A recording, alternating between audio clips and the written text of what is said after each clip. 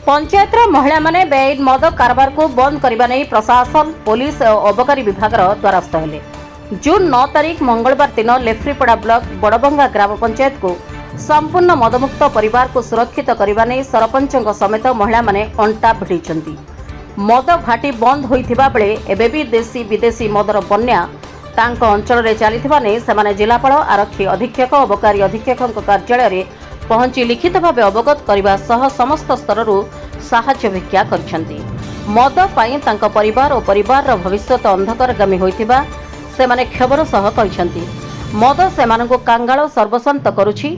परिवार शिशु ठारू बुढ़ाबुढ़ी पर्यंत समस्ते एही मादक द्रव्यर निशारे अपराधिक कांड घटाइबाकू पछाउ नाहंती।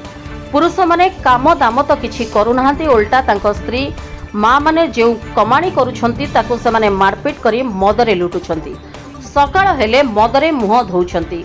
संध्यारे महिला मानकू शारीरिक निर्यातना देवा सह घरर समस्त जिनिसकू नै बिक्री करी मद पी देउछंती। तेबे एथिरे अतिष्ठ होई महिला माने बड़बंगा सरपंच संतोष सोरेनको निकटरे साहाय्य भिक्षा करने सह तांको धरी जिलापाल एसपी अबकारी अधीक्षक निकटरे पहुंची। तेबे प्रशासन सेमानंक अंचल को मदमुक्त करी सुरक्षित करंतु नहले सेमाने बाध्य होई आत्महत्या करिबा भलिया पंथा ग्रहण करिवे बोली स्थिर करिसेंती। तेबे महिलांक हे एकत्रित गुहारी समस्त विभागीय अधिकारी को एहा उपरे पदक्षेप नेबाकू बाध्य करिछि। राउरकेलारू साई प्रिंस महापात्रଙ୍କ रिपोर्ट रिपब्लिक ओडिशा साधारण लोकଙ୍କ स्वर।